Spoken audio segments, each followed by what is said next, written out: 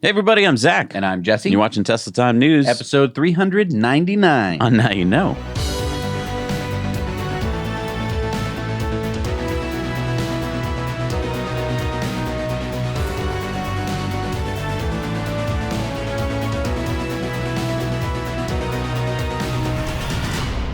All right, to start off the show, we are coming to you from the future. Still your past. But more future than the rest of the show? Okay, so future, past, present? Anyway, here's some breaking news.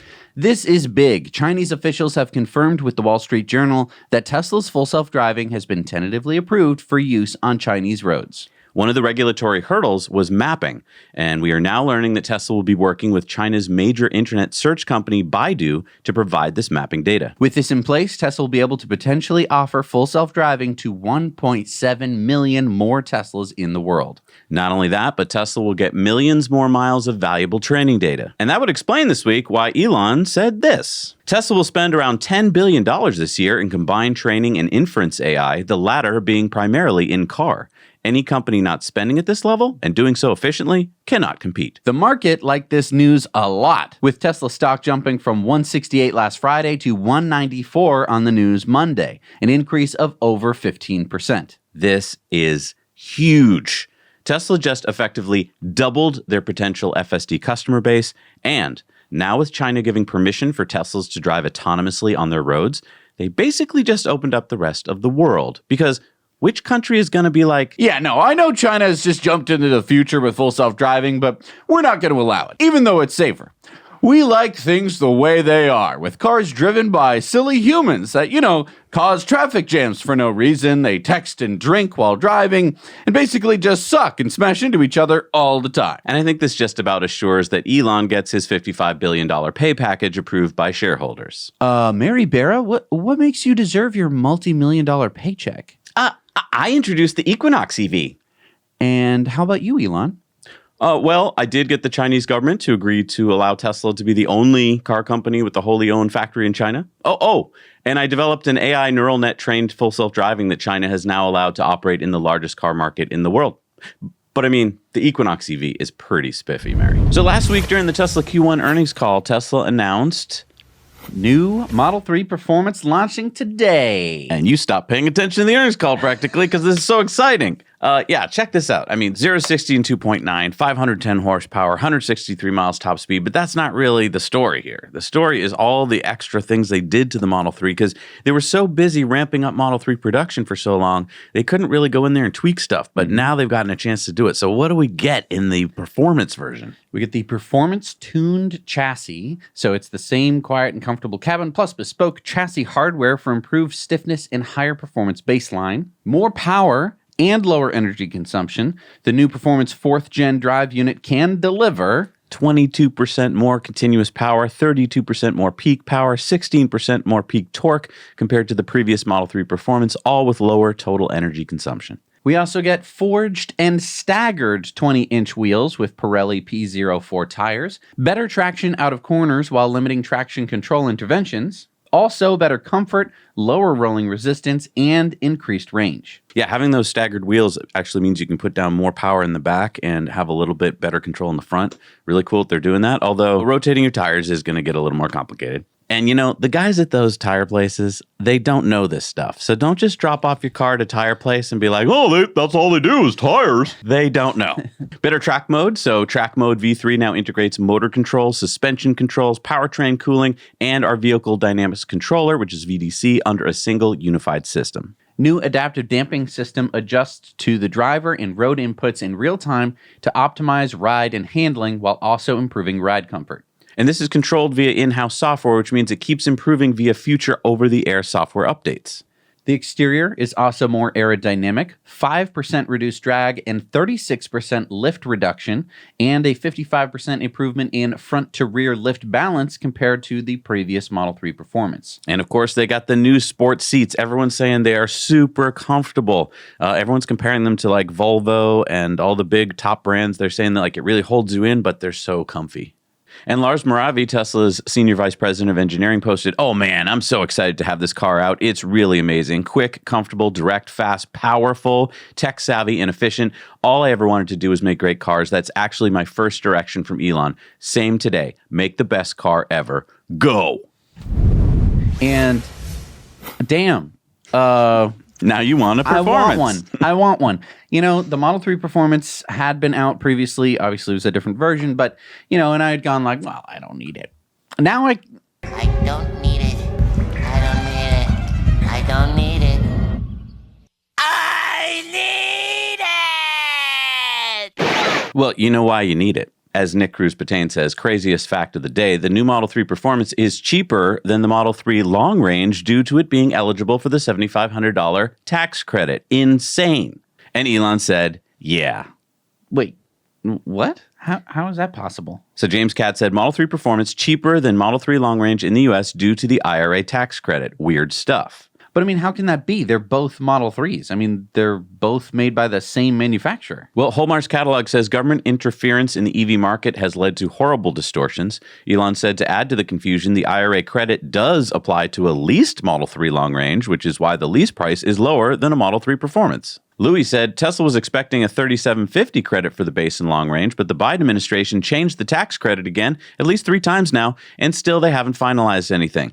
It can change again, so I would urge everyone to order now. Elon said the landscape has evolved much faster than it's possible to change a massive supply chain and production system. So I'm still not understanding how this could be true. How do you get a Model 3 Performance cheaper than the long range? Well, I think the main difference is the battery pack. You see, the Model 3 Performance uses an NMC, nickel, manganese, cobalt chemistry, and the Model 3 Standard in the long range uses LFP, lithium iron phosphate chemistry. These 2 different packs come from 2 different suppliers with different battery materials coming from different countries. Some are U.S. free trade partners and some aren't, so you get 2 different IRA tax credits. But 3 days after the new Model 3 Performance was announced, the price has gone up $1,000. I think because it does qualify for the $7,500 tax credit, and Tesla can raise the price because of all the demand this variant is going to have. So the Model 3 Performance is currently $53,990, which is still $1,000 cheaper than the long-range version after the $7,500 tax credit. But to offset that, Tesla has lowered the prices of some of the options, like the solid black paint option is now $500 cheaper, and the white interior is now $500 cheaper as well. And so if you were going to go with those same options with the price when it was $1,000 lower, then it still costs the same. So it's kind of like back in the old days at the dealer where they'd be like, well, throw in the stereo if you buy right now. Now, do you want a bumper? Because that's more. Now, when you spend every week telling the world how awesome home batteries are, well, we get a lot of messages from people asking about all the ins and outs of getting home batteries. A lot of correspondence goes like this. I want to get a home battery to protect me from blackouts, but Tesla told me that there is a super long wait list in my area. Or, I checked out getting a Tesla Powerwall, but it's just way too expensive for me. Are there any other options? And that has us set on a quest to find an alternative. And guess what? We found one. Yes, the Anker Solix X1. Check this out. So one of the first things I really like about the Anker Solix X1 home battery is that it's modular. You can start with 5 kilowatt hours of battery, which would be enough for powering a few circuits in your house. But if that's not enough for you, you can keep adding more, all the way up to 180 kilowatt hours. That's more than 2 Model Ys worth. So that means you're not paying for batteries that you don't need. Also, check this out. The X1 can connect with the Anker Solix microinverter and the EV charger, which are both being released later this year, so you can have a home microgrid. This is energy independence, people. Stop paying high electricity bills. Collect that free sun power during the day in your X1 batteries, and then use your own power instead of paying for expensive grid power. They're all the same electrons, people. It's not like they're lower quality if you collect them yourself. Yes, but I prefer using the expensive luxury electrons that I procure from National Grid in my light bulbs. Yeah, but your electrons can't be controlled and monitored with an app. With the Anker Solix battery system, you can see what's going on, how much power is stored, how much energy you're using, and how much solar energy you're collecting. And you can decide how to use that energy. Want to heat your pool with the solar you're collecting? Do that and save big money. Want to store more for an upcoming storm? You have the power to decide. Each X1 battery has an innovative energy optimizer for independent charging and discharging, which provides more energy And that's what makes Anker's modular design possible, so that you can build a system that is just right for you. Yeah, you can get from 3 kilowatts to 36 kilowatts of power from your X1 system. So here we're talking about kilowatts, not kilowatt hours. Kilowatts is how much power these batteries can deliver. Maybe you want to keep your air conditioning running during summer blackouts. AC requires a lot of power, so you can add the number of Anker batteries to your system that matches your needs to stay cool when the grid goes down. And what's really neat is that long before the grid goes down, Anker has Storm Guard mode, which automatically detects and prepares for outages. So when the National Weather Service issues a warning, your battery will be fully charged and ready for action. In less than 20 milliseconds before you even notice, when the grid goes down, Anker's X1 system switches over to your battery power so you don't even notice. No more fumbling in the dark to find the breaker panel and to fire up the generator. The X1 does it all for you automatically and then switches back when the grid comes back online. And if the grid has an extended outage, Like we've had a couple that have lasted for 5 days in a row. if you have solar, then you will just keep having power. Because normally blackouts disrupt solar systems on your roof, but not with the X1 system. Your solar keeps working and powers your batteries so you can live comfortably through even extended outages. No matter whether you live in a hot or cold climate, the X1 can handle extreme cold, so 100% power down to minus 4 degrees Fahrenheit, and 100% power up to 131 degrees Fahrenheit. And you're probably not going to want to just hide your X1 system away because they really nailed the design. It looks really cool. At just 5.9 inches deep, the X1 is ultra thin and sleek with 8.7 watts per cubic foot. And I know that's really nerdy, but that's the highest density in the industry. The X1 system uses safe and stable LFP batteries, and any abnormal batteries auto-isolate, so it doesn't bring the entire pack down if one cell does go bad. And the best part are the prices. The Anker Solix X1 qualifies for the 30% IRA federal tax credit. So contact Anker today to find the right system for your budget. And thank you to Anker for helping sponsor today's show. All right, so here's another metric you can pull out of your back pocket when someone says, I don't know. I think Teslas are too expensive. well, this just in from Consumer Reports. Teslas were named the cheapest car brand to maintain over a 10-year period at just $4,035. And look how cheap it is to maintain a Tesla over the first 5 years. Just $580 versus, say, the number 10 car brand, which is Honda, at $1,435. Yeah, almost $1,000 cheaper. And this is not including the fuel, just the repair and maintenance costs. But man, I wish we could see past the top 10 cheapest brands though. Like I wish we could see the bottom of the list. Like are those brands that we've never heard of before? Oh, no, you've definitely heard of them. Consumer Reports published this list, so here it is, so you can see what you want. But look at Mercedes-Benz, Porsche, and Land Rover. Holy crap. $4,250 in the first 5 years for a Land Rover? That's almost an order of magnitude more expensive to maintain and repair. Yep. And $19,250 over 10 years for a Land Rover. That's 5 times more expensive. Also, I just want to point out, this chart is not to scale. You might be like, well, it does seem a little bit. No, it's not. They didn't do it to scale. I don't know why they didn't do it to scale. Consumer Reports. Come on. Probably. It wouldn't fit on the... Tesla would be... I can't believe it.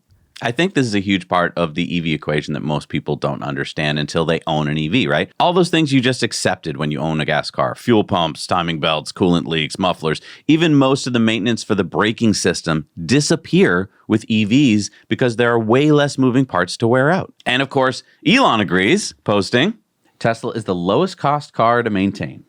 But yeah, this is a hard one to sell for people because it's like, well, those costs come later. I'm just looking at the shiny car on the dealer lot right now, and this Land Rover looks so cool.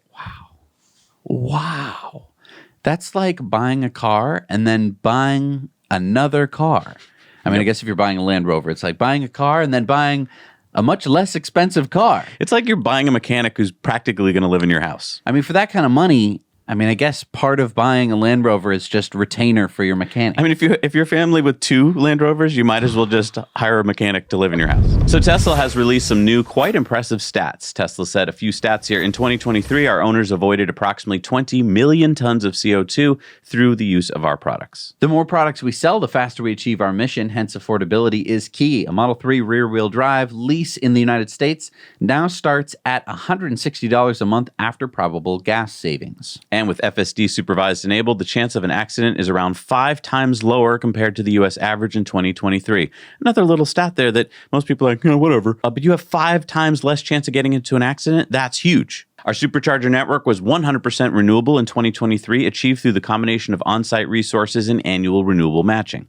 To further EV adoption, we're opening our network to other EVs across the world. We deployed a total of 14.7 gigawatt hours of energy storage last year, 125% increase compared to 2022. And yeah, we're going to be talking more about the Supercharger network later on Sunspots. So if you watched our Tesla earnings call review last week on our Disruptive Investing channel, first time we've done that, by the way, then you already know about all these updates that we got from Elon and team. If you haven't watched it, why didn't you watch it? Well, we'll recap it for you now. Tesla Semi should start mass production in late 2025, with deliveries starting in early 2026. Do I wish it was sooner?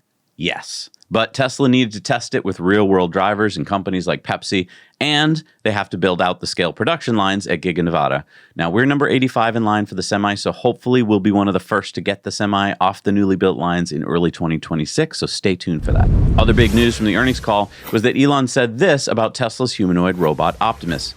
We're able to do simple factory tasks, or at least I should say factory tasks in the lab. We do think we will have Optimus in limited production in the natural factory itself, doing useful tasks before the end of this year. And then I think we may be able to sell it externally by the end of next year. These are just guesses. So Tesla may be selling Optimus by the end of next year.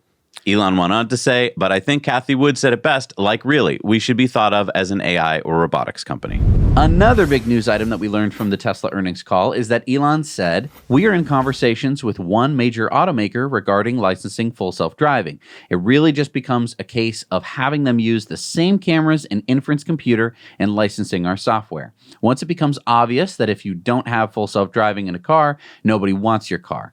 It's a smart car. The people don't understand all cars will need to be smart cars or you will not sell, or nobody will buy it. Once that becomes obvious, I think licensing becomes not optional. And Tesla CFO Vaibhav Taneja said to integrate FSD would require no heavy integration work for vehicle manufacturers. Yeah, you just install Tesla's computer and 8 cameras. This is yet another potential 2 revenue streams for Tesla in the near future. Selling auto manufacturers their FSD computers, which is hardware, and licensing Tesla's full self-driving software. Here comes the money.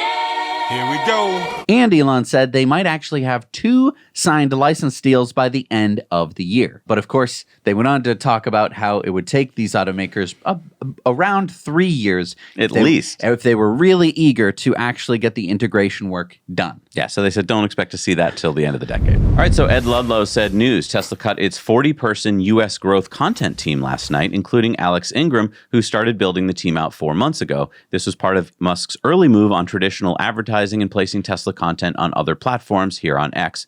And Nick Cruz-Patain says, I'm not going to lie, Tesla could have done a better job with their ads. They were all way too generic and just contained recycled B-roll footage. So many great aspects to owning a Tesla, they should be highlighted more. And Elon said exactly, the ads were far too generic. They could have been any car. And I mean, I have to agree with Nick and Elon here that the ads were really generic. It looked like they just went on Google Ads and were just like, do we have any pictures of the Model 3? Yeah, we do. And then they put them there. I think they should go back to doing the, remember they did the contest for commercials? We submitted one years ago. Yeah. Why do you need 40 people to come up with very generic ads that just use B-roll? Right. And I also kind of think that people want a little bit more of a splashy, punchy ad.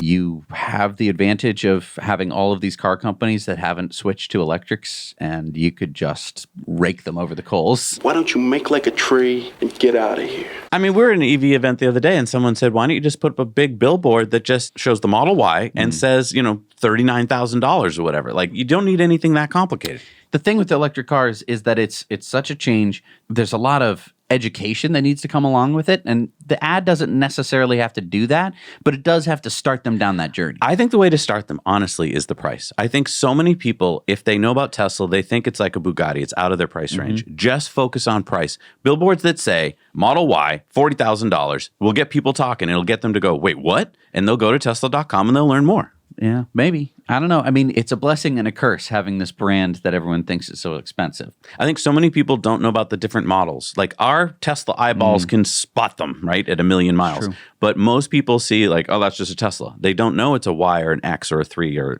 they just don't know how to differentiate. Obviously, the Cybertruck is different. By the way, little kids get it. I mean, I love EV events because there were so many kids that are going around being like, that's an S, that's a Cybertruck. And their parents are like, what? So maybe the ads should be structured towards kids. I mean, not that the kids really need it, but it'd be great. Like, hey, go get your mom. Maybe license like Arthur and Dora the Explorer and put them in Teslas and kids will get it even more. Yeah, kids aren't watching those shows anymore. I dated myself. Yeah. Hey, if you like what we're talking about here, please hit the like button. It really helps share this with more people. All right, so this is big news, people. Tesla tweeted out and Elon reposted preview of autonomous ride hailing via Tesla app. Holy crap. Now, you may be like, so what? There's 1,000,000 apps and this isn't even a real app yet. It's just some kind of screenshot. I get it. You're right in the sense that it's not real yet.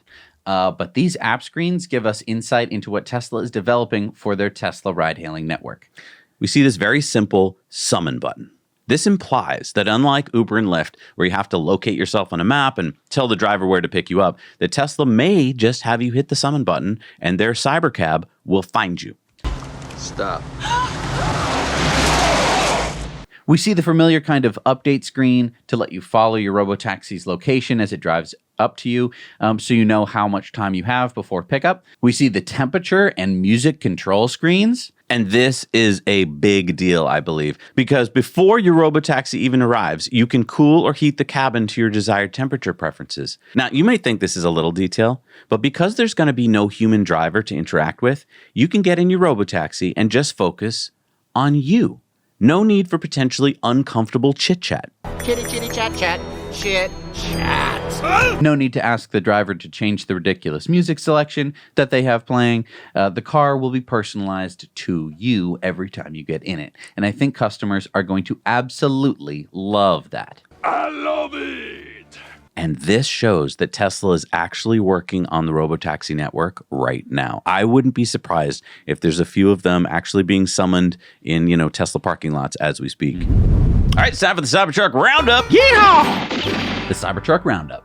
Katy Perry said, thanks for the delivery, Elon. And Elon says, looks good. Did she get the Halo wrap? I don't know.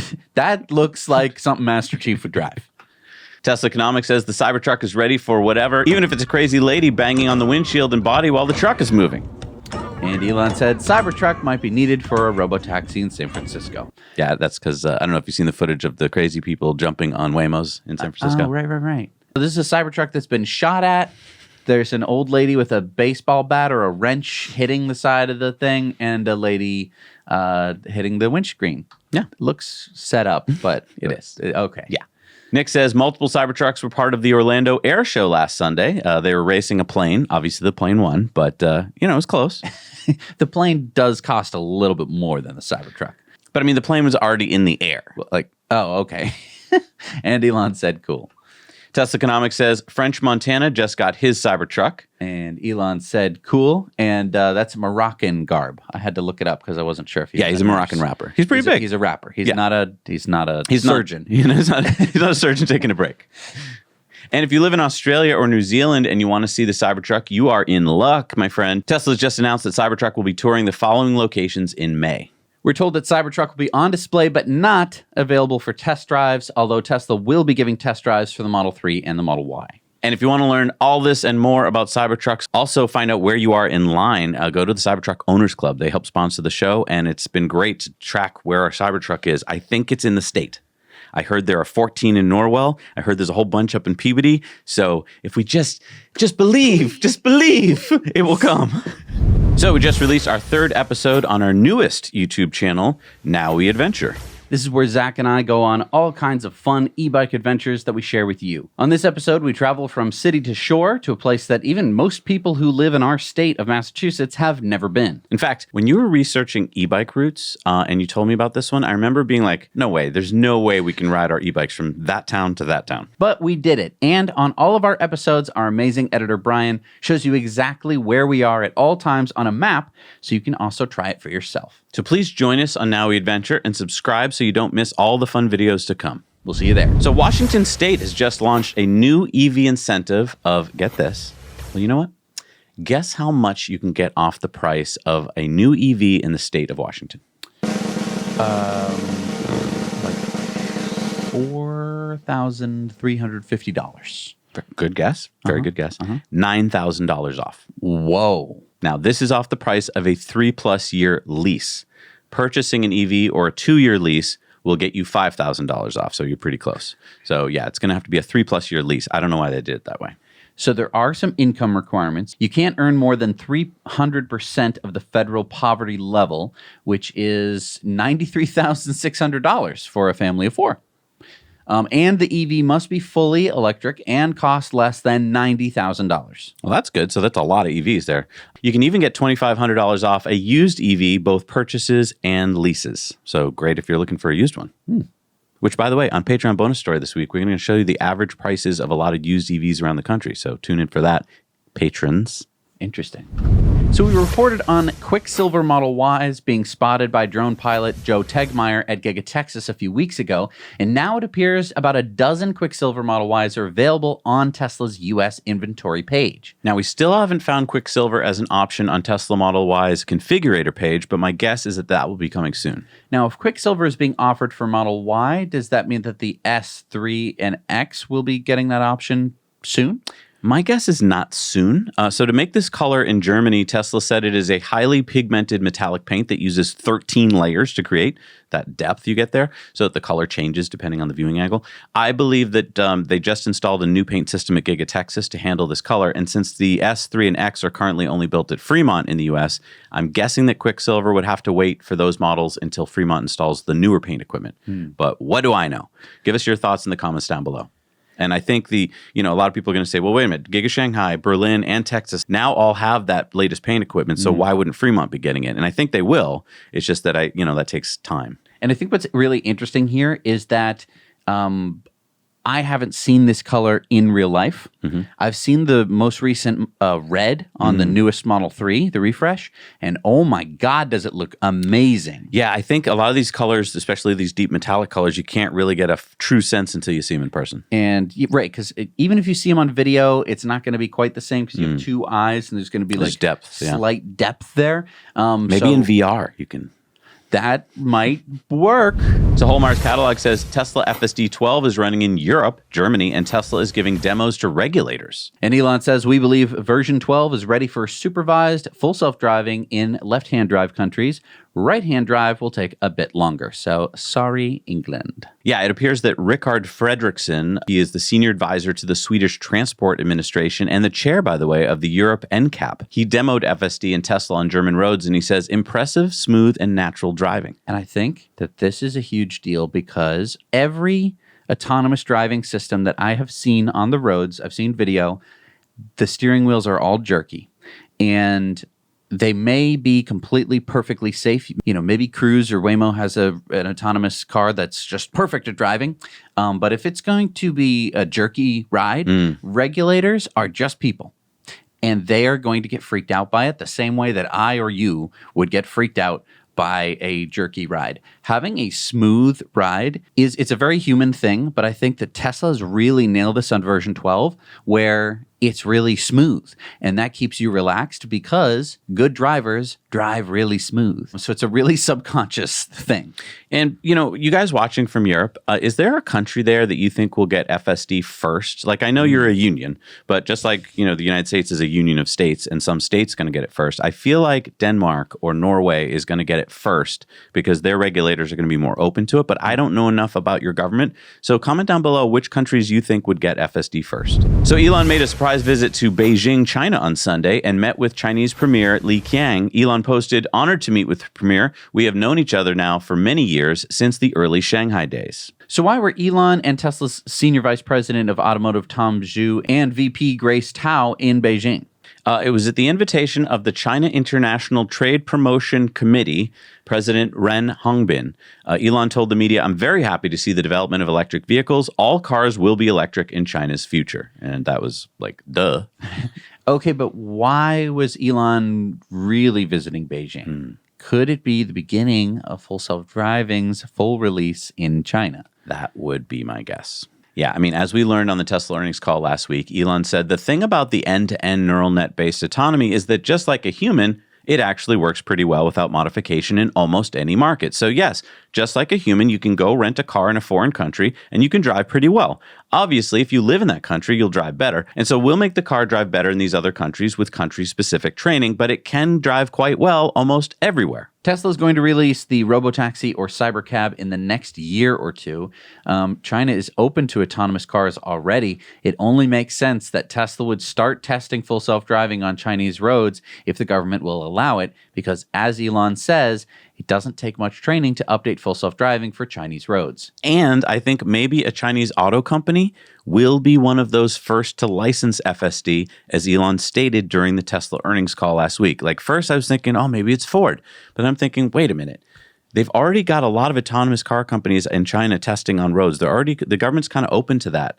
And the car companies are open to that. And people getting in those cars are open to that. So, like, why not it be, I don't know, BYD or NIO or somebody like that? I think that he would have meant a more American-based company, not just Ford. Like he could have been talking to BMW or something.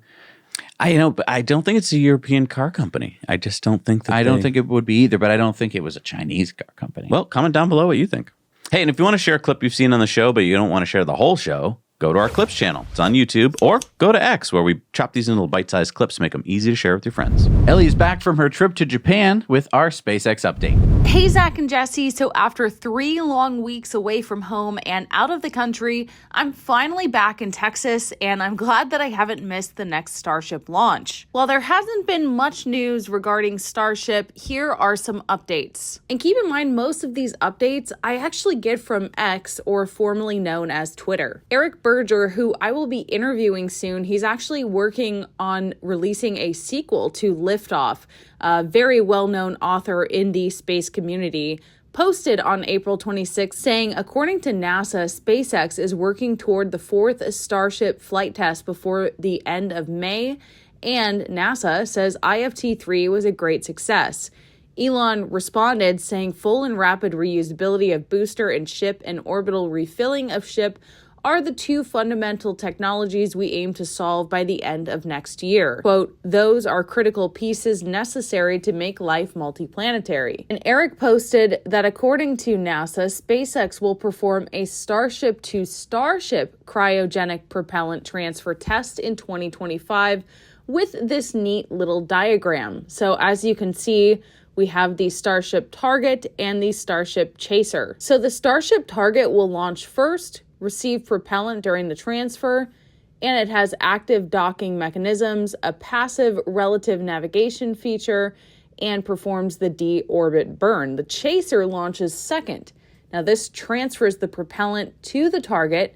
It has passive docking mechanisms, has active relative navigation sensors, and performs a deorbit burn as well. So in 2024, we've already had the propellant transfer demo flight system review that was completed during the last flight. In work, we'll have the propellant transfer hardware development, and then, like I mentioned, in 2025, we hope to have that ship-to-ship propellant transfer demo. So this will be really cool to see 2 starships launched at the same time so they can meet on orbit, rendezvous, and dock the 2 starships together transferring propellant between the two, much like we've seen in the render. I have to say, all the Starship launches from this point, I feel like are just going to get more and more exciting as we need to meet major milestones such as catching the booster in the Mechazilla or the chopstick arms. So I'm glad that I didn't miss the 4th flight of Starship, although I may miss it depending on when it is in May because I will be traveling once again. But if you guys are curious to hear about my Japan journeys, please head over to my channel, Ellie in Space, because it was truly the best trip I've ever taken in my life. Thanks so much, Zach and Jesse, and I'll see you next week. Thanks, Ellie. So glad you had a great trip. And Elon said congrats to SpaceX team on the 300th rocket landing. I mean, we're going to hit show 400, Elon, so maybe step it up. I know, but they're catching up. Their launch cadence is faster than our launch cadence. Yeah, Eric Berger said 300 rockets, 2,700 Merlin engines, 15,000 metric tons. That's a lot of recycling in less than a decade. And Elon said amazing amount of useful work by the SpaceX team. Elon then said Starlink now available in Micronesia. Now, can you show me on the map? Where it is? It's right there. Where? All I see is a dot. Well, that's because Micronesia is really, really tiny. It's called Micronesia for a reason. For instance, Jacksonville, Florida has a total area of 2,264.5 square kilometers. That's 874.3 square miles. The Federated States of Micronesia, FSM, has a total land area of 702 square kilometers or 271 square miles. So it is one third the size of Jacksonville, Florida? Yes. Wow. So it is called Micronesia for a reason. They really need Starlink then, I would bet. Right, because otherwise you can only get internet from undersea cable. Wow. Penny2X says, so humanity just needs to keep itself from doing something really stupid for a couple more years. Elon says the critical Fermi Great Filter threshold is Mars being able to survive and grow if the resupply ships from Earth stop coming for any reason. At that point, we will be a true multi-planet civilization. And Elon said, a booster catch attempt is highly likely this year. For the ship, we need to be sure that it will survive re-entry and retain aero control authority. So that means at least 2 successful landings at a precise point in the ocean. And remember last week when we showed you a Starlink going through a tornado? Well, how about another Starlink and another tornado? This one north of Lincoln, Nebraska from storm chaser Nick Gorman. Yeah, so I think we're going to see a lot more storm chasing going on with Starlinks. It's crazy that it actually works during that kind of storm. I think that a lot of people just imagine that this kind of thing. I mean, it blew over a semi-truck, and but the Starlink keeps working. Ah, man, I wish it was in Twister 2. And SpaceX says we're working towards qualifying our fleet of Falcon boosters and fairings to support 40 missions each. Increasing Falcon's flight count provides valuable information on repeated use and critical element for making life multiplanetary with Starship. Eric Berger says, look, if you're not going to 42, you're not even trying. And Elon said, haha, true. Challenge accepted. Nice. All right, it's time for Into the Future. Formula E has just unveiled their newest version of their car, the Gen 3 Evo. Now, I'm not going to make you wait. The reason I'm telling you about it is because it can go 0 to 60 in 1.82 seconds. Wow, is this the first time Formula E has been quicker than a Tesla? Yes. I remember going to go visit the pits during the first season of Formula E, and the cars only went 0 to 60 in like 3.5 seconds. They used road tires, and they slid all over the place. We're now on the second iteration of their third generation, and they've been able to unlock so much more power. Not only are they quicker than a Tesla, they are quicker than a Formula One car. Wait, so a Formula E car has a faster 0 to 60 than a Formula One, the gas version? Yes. So how did they do that? Well, a Formula E car is much lighter than a Plaid Model S at 845 kilograms. That's about 1,800 pounds versus the Model S at 2,100 kilograms or 4,700 pounds. And they less than half the weight? Less than half the weight. They also have much wider and stickier tires. But the change that made this version faster than the previous version was essentially just a software update. They turned on the front motor, which had previously just been used for regen. Oh, so now they've got more power.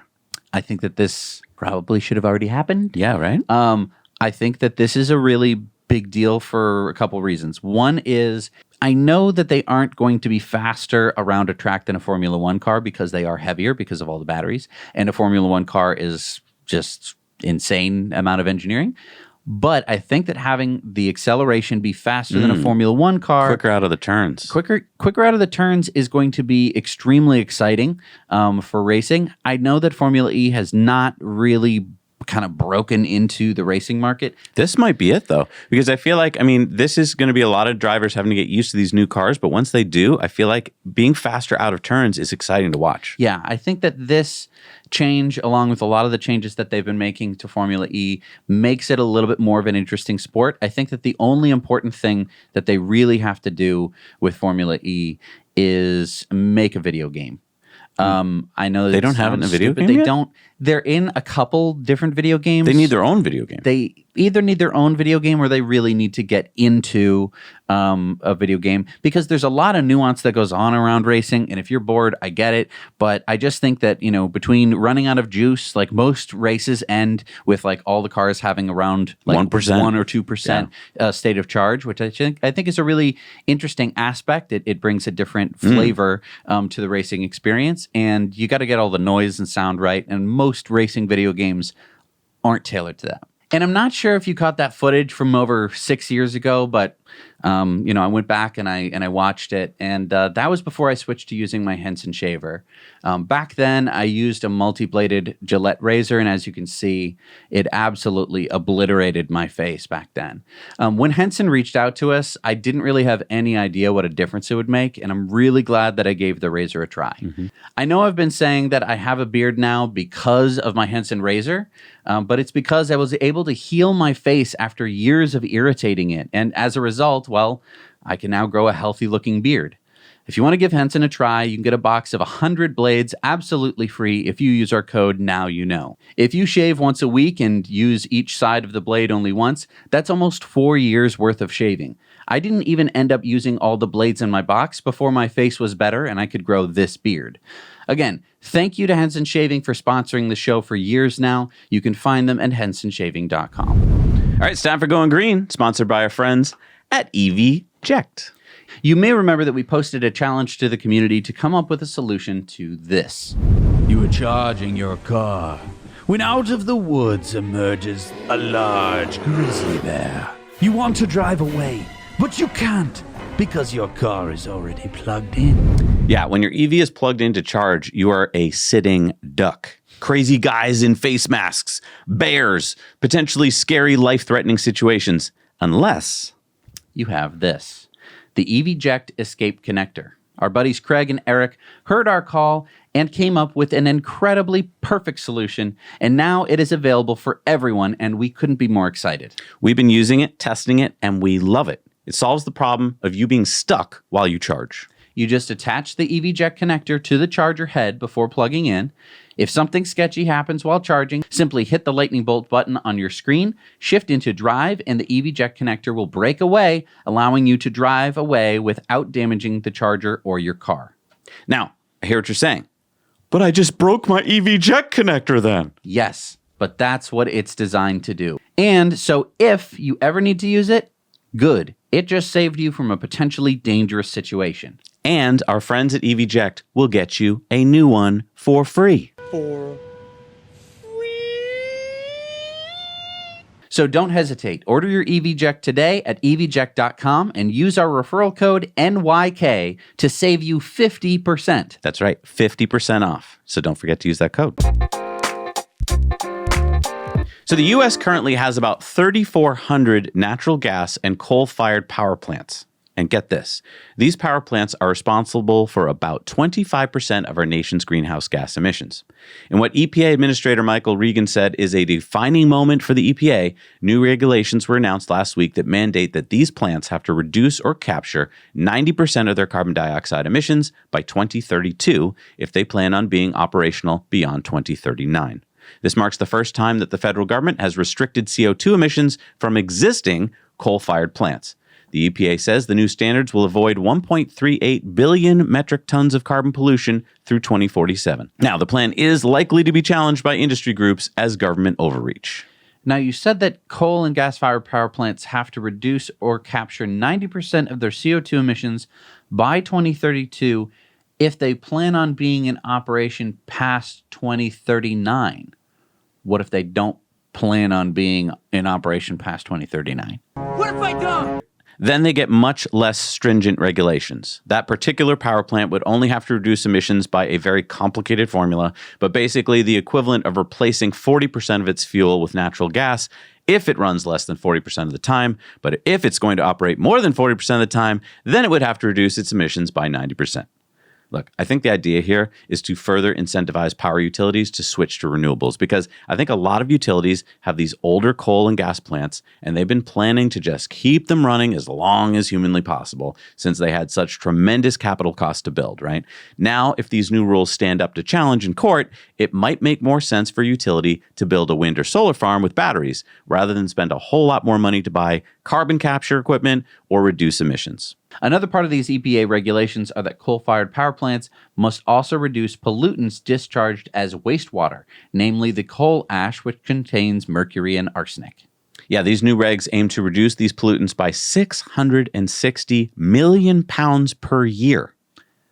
Coal ash ponds. What a great human invention. Hey kids, put on your bathing suits. Let's go down to coal ash pond for a swim.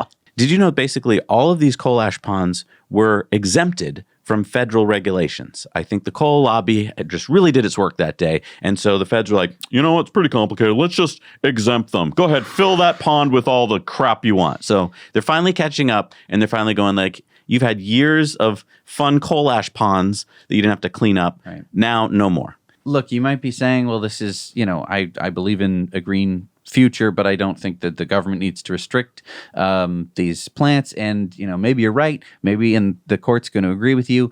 I don't think that it matters at the end of the day. I don't think it matters whether the EPA does this or not, because economically, Yeah, the writing's on the wall. the writing's on the wall for these coal plants. I mean, just buying the coal is expensive. You got to keep doing that in order to continue to provide the power. I actually think this part of the restriction will hold up no matter what. And I think having to clean up these coal ponds is just way beyond what these companies can afford to do. I think it's so much cheaper to just be like, oh, 660 million pounds of crap. Where do we put it? Oh, there's a pond. Right. A lot of these ponds, as you can see here, are right next to rivers, are right next to people's water supplies. And they've been able to just go, well, there's an exemption right here. So, And you might say, oh, well, let's put the coal plants away from the rivers. They need the rivers to cool themselves down. Exactly. They need that much water. Right. So when people talk about like water use for whatever, we usually don't ever talk about the coal plant. No, exactly. I mean, like when all those people in Europe were saying like Tesla's using a lot of water, it's like, well, why don't you focus on where you should be focused, which are the coal plants? All right, it's time for sunspots.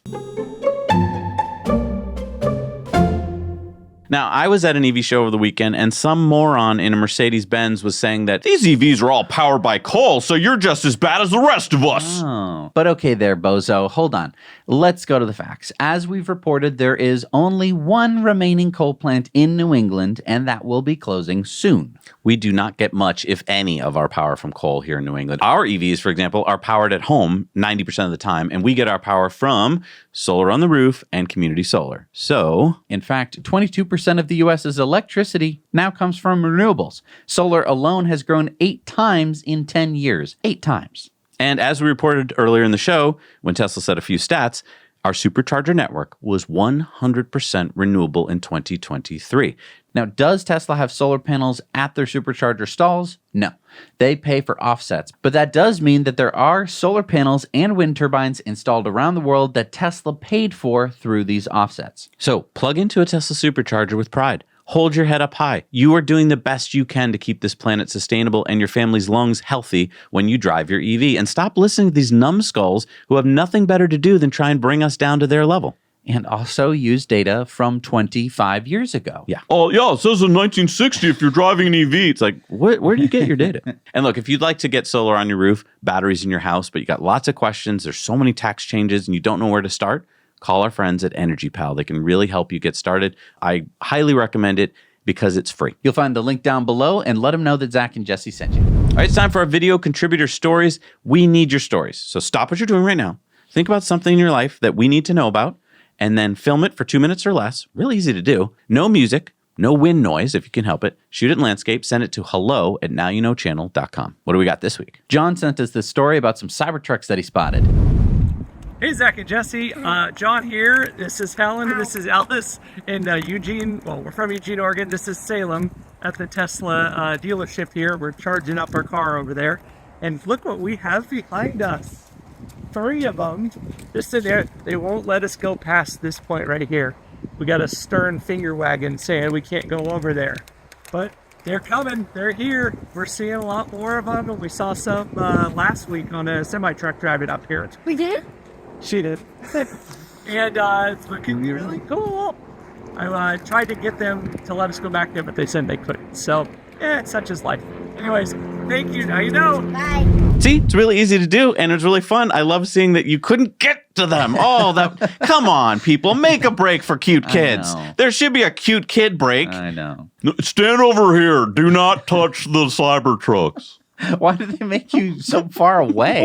Hey, it's time for Patreon bonus stories. Now, on Patreon this week, we got so many stories just for our patrons. The average prices of used EVs in the U.S. We got Rivian's new Chargers, some scary deepfakes, along with Investor Club bonus stories and much more. You can see these stories for just $1 a month. So head over to patreon.com/nowyouknow. Support us there. Keep independent journalism strong and get all these Patreon bonus stories. We'll see you there.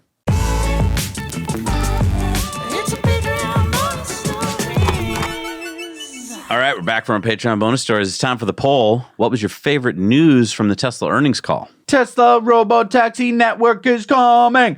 Woohoo! This is actually a tough one because there's so many good things. Followed by Optimus. It's between those two. So both are robots. It's good to know that our patrons get it. I mean, that's what I'm most excited about. Yeah. I mean, I don't care about the Q.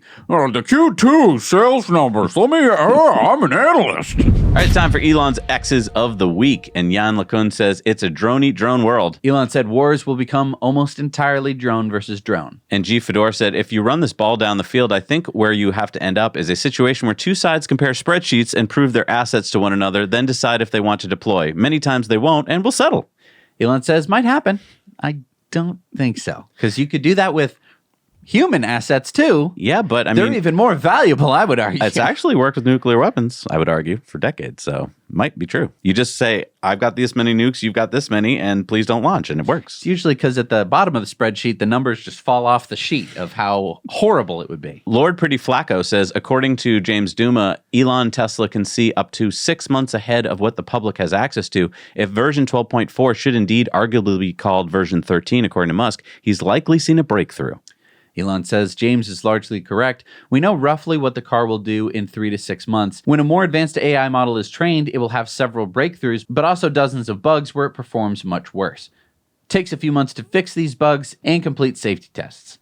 Massimo says this machine can kill over 100,000 weeds an hour using 8 simultaneously operating laser modules that deliver quick zaps on emerging weeds with a margin of error of just 3 millimeters. And Elon said lasers can do anything. Benny Johnson says California spent $24 billion in taxpayer money to fix their homeless crisis. Where did all the money go? No one knows. What we do know is that there are homeless people literally everywhere. So we asked homeless people in California if they had seen any of that money. And Elon said, so where does the money go? Watcher.guru says just in, multiple SEC lawyers resign after a federal judge sanctioned the agency for false statements and abuse of power in a crypto case. And Elon said, wow. And he went on to say, wow, this is next level. Tesla owner of Silicon Valley says Starship is unreal to witness in person. Elon said, yeah, it wouldn't be believable if it were fiction. Giant rocket that is the heaviest flying object ever made, and it's on a beach down by the river. In a van down by the river. Quote from Elon here. He said, how did most of the legacy media go from superheroes of free speech to supervillains of speech suppression?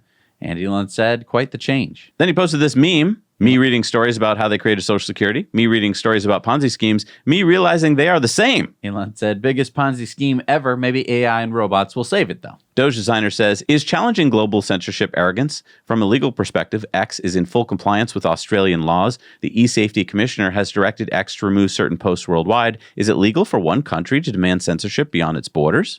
Elon says, I do not think I'm above the law. Does the Prime Minister think he should have jurisdiction over all of Earth? That's an interesting one.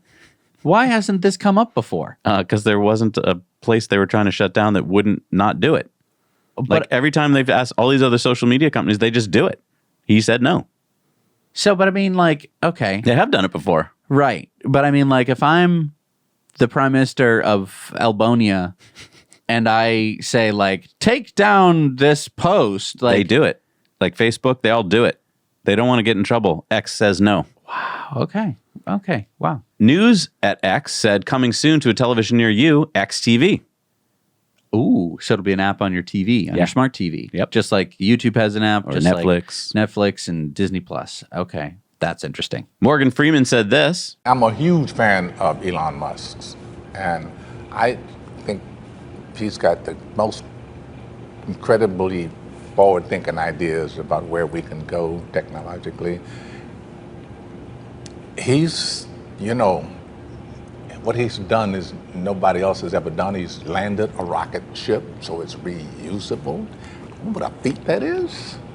Now we're taking off, we're going to be going to Mars, delivering stuff to people who are going to be settling there, just like they settled the Old West, and bringing those ships back and landing them and reloading them. And Elon said Morgan Freeman is awesome. Alex said, and another lie about autopilot activation has been debunked. The media, of course, will not report on this, correct their previous article, or stop jumping to premature and false conclusions about Tesla, AP, FSD, and AVS. But basically, Tesla was vindicated as data shows that the person who lied about the Melbourne hit-and-run car was not on autopilot. She was actually speeding up when she hit the person and then lied about it and said, like, oh no, it was my car that did that. But they have the data and they know she did it. Wow. And Elon said, yeah. And Elon said, humans have trouble internalizing responsibility. Wasn't my fault. It was the car that wasn't in autopilot. Yeesh. K10 says 14 years ago, Tesla opened its Fremont factory with 1,000 workers. Elon said Tesla has now created over 30,000 manufacturing jobs in California. And I know he didn't say this, but in Texas, they are the largest employer. Take that, HEB, supermarkets. AI driver says FSD 12.3.5 still refuses to get into this left turn lane for some reason. For me, this issue started on 12.3.3 and has been consistent. I go through this intersection every day and it's always the same behavior. Seems like an odd one to get wrong. Elon says 12.4 is a major improvement and 12.5 is a whole other level. Holmar's catalog says 12.3.5 can never just change lanes. It has to start changing lanes, then come back to the original lane, then change lanes slowly. It's super annoying. And I've been noticing this too. I call it the weave. Kind of go, okay. Yeah. But he does say it's fixed in 12.4. We'll have to see. He said the 12.3.x releases are very minor changes. Right. And I mean, to be fair, I've seen human drivers that just... Don't signal and... They just take both lanes. Right. I mean, why choose? Elon said this graph illustrates the woke mind virus taking over legacy media. Same happened with online media and the education system. Then it spread to other countries. Infection rate almost 100%, but now it will die. Mario says, breaking Elon to testify for Brazil's Security Commission. And Elon said, I would be happy to testify. He's going to do it via video conference. Yeah. Don't go to Brazil, Elon. Maybe he'll come here. Get the shackles ready. I know. Clover Hogan says, take electric vehicles. As demand grows, so does the need for cobalt, 70% of which is mined in the DRC. This has led to an explosion in human rights abuses from child labor, etc. And Elon says cell phone and laptop batteries use cobalt, but most electric cars use none. Those that do use cobalt use very little, as the cathode is primarily nickel, which performs better and costs less than cobalt. And yeah, most Teslas that you can buy today have LFP batteries in them. Yep. The switch happened overnight. Almost nobody noticed because there is very little Let's difference. still talk about 10-year-old talking points. But exactly. And the thing is, LFP batteries contain 0 cobalt. Darn it! I wanted to complain. Elon said late last year, several ex-employees were threatened by a guy with a machete outside the Walgreens on Market Street in San Francisco. They didn't report it because that doesn't constitute an arrestable crime in California. That guy later killed 3 people. The Independent printed the story from Amelie director who says there will be no sequel because Paris is ugly now. And, Isn't that sad? And Elon put the It exclamation was a wonderful point. movie, but yeah. That's really sad. Devin Kim says, coworker, you haven't experienced a real jump scare until you're playing on one of these and Elon comes up behind you. And Elon said, boo. World of Engineering says, term of the day, cathode, definition, the terminal of a device by which current exits. And Elon says there are actually a lot of ways to interpret the word cathode, but for those who make batteries and cells, it is the side with metal, and the anode is the side with carbon and or silicon. But Elon only posts about crazy things. Yes. David says the most impactful sci-fi stories I've ever read, and you should read too. And they list a whole bunch, and Elon said it's a good list. And then he said a few other suggestions off the cuff: Foundation series, Moon is a Harsh Mistress, Starhammer, which inspired Halo, Stainless Steel Rat. Just fun to see him on these posts where you can get to see like what he's read in the past, and maybe you want to read it. Smoke Away says no Elon on the new Homeland Security AI board.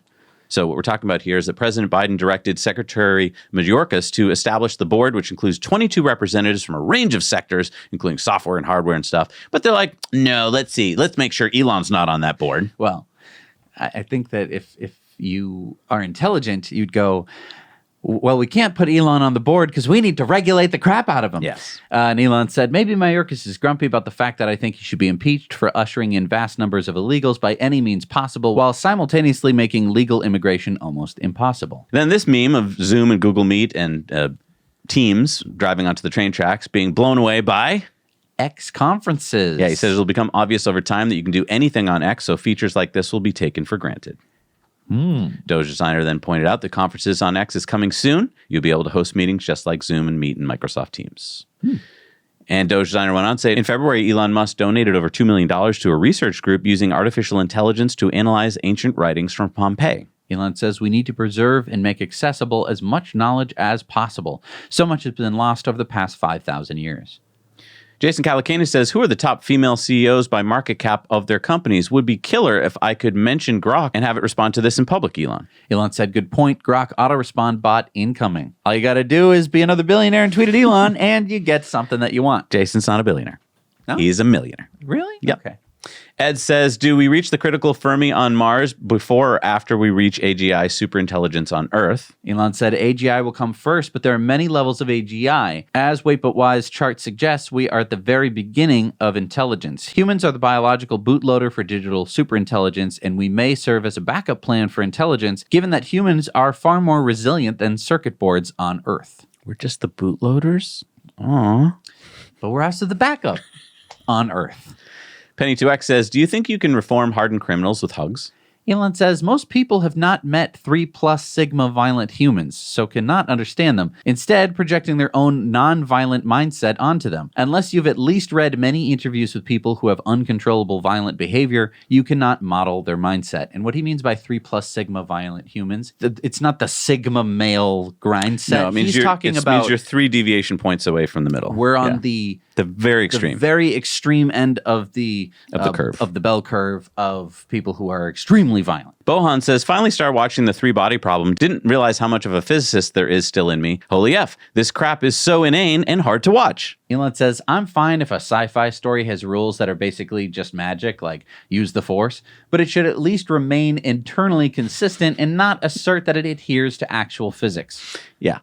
I had the same reaction. I was like, this is getting silly. Ed says, should we be teaching kids how to use AI to do their homework instead of penalizing them for the act? A forward-looking person might say yes. What do you think? Elon says, from what I hear, every kid is using AI for their homework already. Elon said, digital superintelligence, like a brilliant child, cannot be controlled by its creators, but we can decide what values to teach it, what to prune, and what to nurture. That is why I am so concerned about the wokeness and deliberate lying for political correctness being programmed into Google Gemini and Microsoft OpenAI ChatGPT. And then not Elon Musk said, just like me, I was a brilliant child who could not be controlled. Gail says, Massachusetts, illegals get priority over U.S. military veterans. And Elon said, insane. Penny2X says, if I can anger you with a word, I can control you with a book. Elon said, true. Ed says, my theory is that AI superintelligence will lead to a spike in childbirth. As more and more people have more time and more resources, I expect more families and even single people to start having and wanting more children. Heck, we might even see robot babysitters sometime. Elon says, so far, increased income has led to a decreased birth rate, but robot babysitters are a sure thing. Brian says, masonry students demonstrate their work. Elon says, I wonder why the whole Freemason thing declined so much. Didn't they used to be the Illuminati? Maybe the rates were too low. Like, free is just obviously not a sustainable business model. And yes, Elon did call the co-founder of Facebook a this week. He said, what a I'd like to apologize to Dustin Moskowitz for calling him a that was wrong. What I meant to say is that he is a pompous idiot whose head is so far up his own that he is legally blind. I wish him the best and hope that someday we can be friends. And Homar's catalog said the most hilarious part of Dustin Moskowitz attacking the Tesla AI team is that after leaving Facebook, he started a to-do list app. Really? You're gonna shit on the people changing the world when you were handed billions and decided the world needed another to-do list? The only thing criminal here, Dustin, is your lack of vision and ambition. Elon said, I never knew what Asana did until today. Why would anyone pay money for functionality that comes free on your phone? Oh, an update here from Tesla Thomas. He says Tesla FSD 12.3.6 is rolling out to employees. Homar's catalog said, cool, but what I really want is 12.4 and actually smart summon. And Elon said, it's awesome. Yeah, but we want it now. Teasing him. All right, time for community mail time.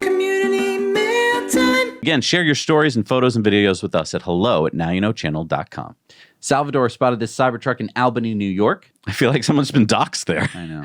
Dennis saw this Fisker Ocean in Deland, Florida. Matt found this Cybertruck being used by AquaClear Water Systems in Tennessee. Hey, advertising. Wrap your truck. That is pretty. It'll get your attention. Or how about this one? Colton spotted this meat wrapped Cybertruck in Berkeley, California. That'll get your attention too. I think it's an industry. Yes, definitely. Yeah. Gene sent us this picture of Optimus on display in Tyson's Corner, Virginia. Arturo found this green wrapped Tesla Model 3 at Monterrey, Mexico. Paul saw this BYD Atto 3 in Santabong, Sarawak, Malaysia. Gonzo spotted this wrapped Model Y in Quickborn, Germany. Steve saw this Ford F-150 Lightning supercharging at the Sheets in Williamsport, Pennsylvania, and they did a good job not to block too many stalls there. Actually, no stalls. They blocked less stalls than a Tesla would have. Oh, wow. Hernan spotted this Rivian R1S supercharging in Vernon, Texas, but he is blocking. Well, no, is he? Maybe one? No, he blocked at the end. I guess we're good. I think we're good, yeah. So, I mean, it's good to see that people are being responsible charging. Foster found this Cadillac Lyric in Everett, Washington. Steven spotted the Cybertruck on Route 66 in Glendora, California. Chris saw this Tesla Model X maintenance vehicle at the Las Vegas Loop. And Neil saw this original Tesla Roadster at the annual Delray Beach Concours in Florida. So cool. And, you know, Jeff, our buddy Jeff, had an EV event where we had basically all the Tesla models. It was the first time I had gone to an event. I think, right? Old Roadster, Sexy, Cybertruck, all were there. Wow. Pretty cool. Yeah. Good job, Jeff. All right, it's time for the EV tip of the week. And we need your tips, so send them in to us at hello@nowyouknowchannel.com. Jim sent us this EV tip about why you need a Tesla mobile charger. Let's talk about why you need a mobile charger. On traditional gas cars, this is a nozzle that you can just pour gasoline into from any gas can. But on electric vehicles, it's a special connector that requires an adapter. You can't make gasoline at your garage or anywhere else, but you can get electricity from virtually anywhere. That's one of the reasons why the mobile adapter is so valuable to have with your car. You don't need one for every car you own, but you definitely need at least one for when you travel, because that way you can just plug in wherever you are and charge. Now, of course, the reason why I'm saying this is because you cannot put electricity into this car with anything but the mobile adapter or the Tesla charger that you pull up to, the Supercharger. So the big idea is that you want to make sure that you're able to put electricity into your electric vehicle no matter where you are, no matter what electrical you have at any time. That way you don't always have to be at a supercharger and maybe towed to a supercharger. Thank you, Jim. It's now time for our Supercharger reviews. Remember, you can put those on our website, so let's see what we got. Welcome to Brandon, Manitoba. This is a 6-stall supercharger with 250 kilowatts. This is inside of a major shopping center, so there are plenty of places to hang out and spend your time while you're waiting for a charge. I would give this like an 8 out of 10. Plenty of things to do. But it is a bit of a maze trying to get into the supercharger from the street, because it's a bit of a maze through the mall. Now you know. Hello world, this is Holger from Austria again. I'm here at Sadar Supercharger. This supercharger has 6 stalls. It's located at the exit from the highway on a fuel station. It's a little bit complicated to arrive here. And the maximum power is 125 kilowatts because of a Croatian grid, can take no more. So I give this a 5 out of 10, and now you know. We're here at the Hartford, Connecticut Liebert Road Supercharger off of Interstate 91 North. We were coming in from 84 and it was a couple miles the wrong direction on 91. So if you're coming in from 84, Manchester, Connecticut on 84 is probably more direct, but it's a V2, fully operational, good amenities inside the Pride truck stop. There's a Subway. We were here on a Sunday and it was closed, but good clean bathrooms, good selection of convenience store snacks. So overall, I'm going to give this a 7 out of 10. Hey, Zach and Jesse, welcome to Bloomington, Minnesota, and the new 16-stall version 3 Supercharger. This is a really good location right off the highway and really close to the Minneapolis-St. Paul International Airport and near the junction of Interstate 35 and 494 that runs around the Twin Cities. It's in the parking lot of a Target, but there's also a Hobby Lobby, a sushi place, and a Chick-fil-A right nearby. Inside the Target, there is a Starbucks for coffee lovers and a Caribou about a block away if you prefer that. There are also a lot of other food options around, but you'd probably want to stop there before coming to charge because there isn't enough time to walk there and get back. Your car would be done charging already. There are also 2 charge point pedestals here, so 4 J1772 connectors if you need a little slower charge while you do your shopping. All in all, I give this charger a 7 out of 10 because it is close to the highway, but getting in and out of this parking lot is a little fiddly. But it's close to the airport and a great addition to the Southern Metro. So we're really excited to have this one here. Now you know. Thanks, Brian. Also, I didn't know that the Croatian grid can only go up to 125 kilowatts. Huh, that sucks. They can't do 250 supercharging yet. Well, Croatia is a much smaller country than the United States. So. Yeah, I mean, maybe they can put solar and batteries at one of them and boost the power. True. That's true. And remember, send us photos of beautiful supercharger locations as well. I was checking the list of planned superchargers this week on supercharge.info, and they have this really cool graph. Wait, what's that super long line at the bottom?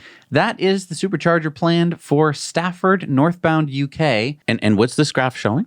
That is how long each supercharger has been planned for, but not yet actually put online. All right, so how long has that one been planned for? Stafford, northbound UK, 1,369 days. That is 3 3/4 of a year. Where is it? That is, see the blue triangle? Mm-hmm. That's where it is planned to go. All right, look, Stafford Council or utility or whatever that's holding this up. I don't know if it's like a store holding it up or a person is just like, I'm going to stand here and not let you build it. I don't know, but whatever it is, move it out of the way. Let's get it built. It looks like they've built other superchargers around it in the meantime. I guess. Because there's always a Comment few. down below if you know why it's held up so long. I would love to know. But it's embarrassing. It's totally embarrassing. All right, let's go to new superchargers in the world. We got number 72 in New Jersey, the 12-stall in Manahawkin, New Jersey. Number 77 in Hong Kong is the 10-stall in Hong Kong. We have the 12-stall in Tallahassee, Florida. Number 84 in Italy is the 20-stall version 4 in Verona, Italy. Number 160 in Florida is the 12-stall in Tallahassee on Thomasville Road, so a different one. We have the 6-stall in Ningbo, China. The 3-stall in Hangzhou, China. The 3-stall in Shaoxing, China. We have another 3-stall in Shaoxing, China. The 3-stall in Jinhua, China. We have a 3-stall in Wuxi, China. Number 2043 in China is the 3-stall in Chengdu. We have number 112 in Japan, the 4-stall in Tokyo. Number 184 in France is the 12-stall version 4 in Saint-Pierre de l'Eroube, France. Nice comeback. Number 7 in Slovenia is the 8-stall version 4 in Koper, Slovenia. Number 163 in South Korea is the 3-stall in Seoul. Number 103 in Taiwan is the 6-stall in Kaohsiung. Number 82 in Pennsylvania is the 6-stall in Morgantown, Pennsylvania. Number 24 in New Zealand is the 6-stall in Waitomo, New Zealand. Number 49 in the Netherlands is the 12-stall version 4 in Venray, Netherlands. Oh, just one more and they join the 50 club. I do. And number 455 in California, number 2256 in the U.S., number 6,327 in the world is the 12-stall in Lompoc, California. Now, as we wrap up this 399th episode this week and we look to hitting our 400th show in a row next week, I gotta say, I'm kind of amazed when I hear myself saying numbers like show 379 and show 393. Like, how did we do this? 3 reasons. Number 1, we love bringing you the news every week. Number 2 is you. You are the reason we're about to hit show 400. You watch us, you support us, both financially and spiritually. Your contributions to community mail time, video contributor stories, supercharger reviews, they bring joy to our hearts every week. And our patrons, many of whom you are seeing here in the end credits, we literally couldn't do the show without your support. And I just want to point out, went to this EV show on Saturday, and a couple came running over to me, and they're like, "We're supporting you. We love you. We saw you 3 years ago here, and you told us to buy a Model Y. You and Jesse said buy a Model Y," and I was like, "Uh-oh, they've had a problem."